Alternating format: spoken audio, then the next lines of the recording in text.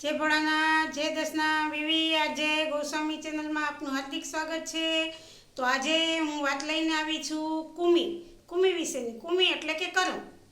नाना बाळकोथी मांडीने लगभग आपणे मानव शरीर में जीवात तो होय ज छे, पण कूमी एटले के करम छे। नाना बाळको होय छे त्यारे ई दूध पीता होय छे अथवा रमता रमता माटी खाई जता होय छे, એટલે એના શરીરમાં કુમીનો ઉપદ્રવ થતો હોય છે।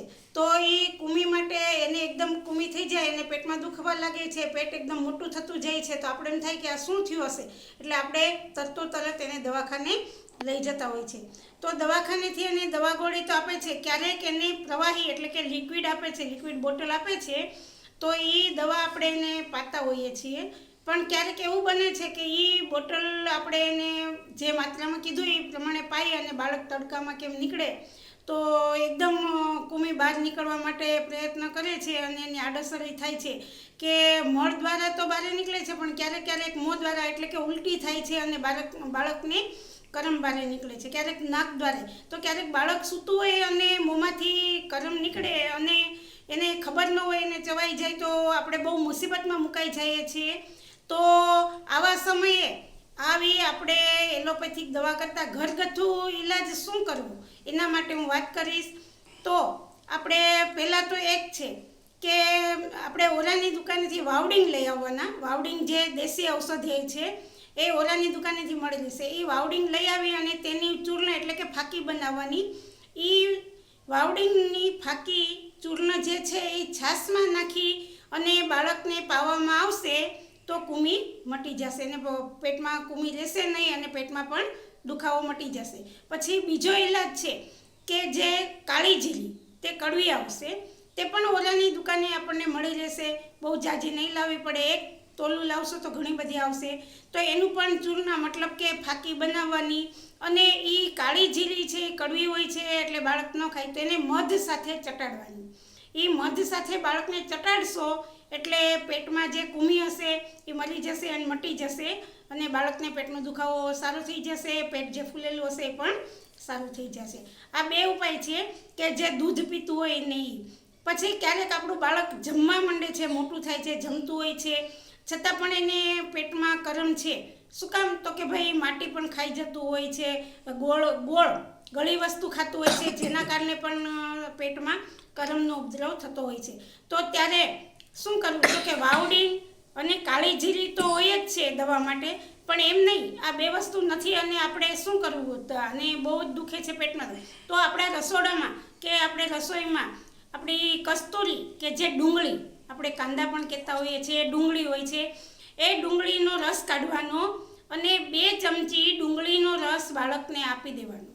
બાળકને 2 ચમચી રસ પીવડાવશો એટલે તરત જ જે કરમ છે એ પેટમાં મરી જશે અને મળ દ્વારા બહાર નીકળી જશે અને બીજી કોઈ આડઅસર થશે નહીં અને પેટનો દુખાવો પણ સારું થશે। આ 2-3 વસ્તુ। અને ચોથું છે કે બાળક મોટું છે, જે વસ્તુ કાંઈ પણ કાચું ચાવીને ખાઈ શકે છે, તો ગાજર આપણે શિયાળામાં, જો કે અત્યારે તો 12 માસ ગાજર મળતા જ હોય છે, પણ શિયાળામાં એને વધારે મળતા હોય છે, તો જ્યારે કરમ થાય ત્યારે બાળકને ભરપૂર પ્રમાણમાં કાચા ગાજર ખવડાવવાના।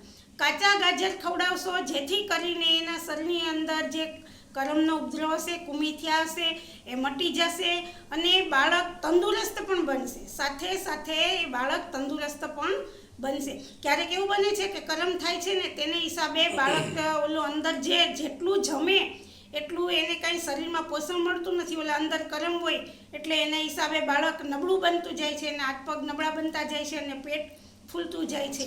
તો આ જ્યારે ગાજર તમે ખવડાવશો ને તો એના હિસાબે કરમનો નાશ પામશે અને બાળક તંદુરસ્ત પણ બનશે। તો આપણા આ 4 ઘરગથ્થુ ઈલાજ છે, તો આ 4 ઘરગથ્થુ ઈલાજ ચોક્કસથી કરો।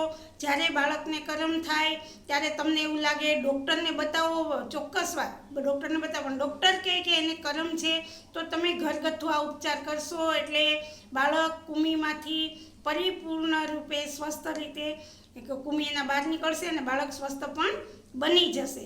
તો દવા લેવી જરૂરી છે, હું ના નથી કહેતી દવા લ્યો, પણ દવાથી ક્યારેક આડઅસર બને છે, એટલા માટે થઈ અને બનતી કોશિશ ઘરગથ્થુ ઈલાજ કરો।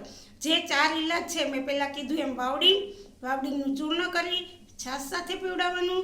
બીજું છે કે કાળી જીરી તેની ચૂર્ણ બનાવવાનું અને મધ સાથે ચટાડવાનું. ત્રીજું છે કે જે આપણે ડુંગળી કાંદાનો રસ એ પીવડાવવાનો.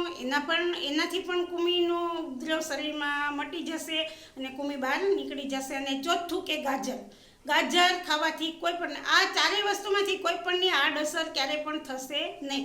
ને ગાજર તો બાળક તંદુરસ્ત બને એના માટે પણ અતિ ઉત્તમ છે. તો બાળકને ગાજર ખવડાવવા બહુ જરૂરી છે. તો આ રીતે બાળકને કૃમિના ઉપદ્રવમાંથી બહાર નીકાળો. એને ઘરગથ્થુ ઇલાજથી કૃમિ શરીરમાંથી મટાડો. સ્વસ્થ રહો. જય ભોળાનાથ, જય દસનામ. મારી ચેનલ લાઈક કરો, સબસ્ક્રાઈબ કરો. વિવી આજે ગૌસ્વામી. જય ભોળાનાથ, જય દસનામ.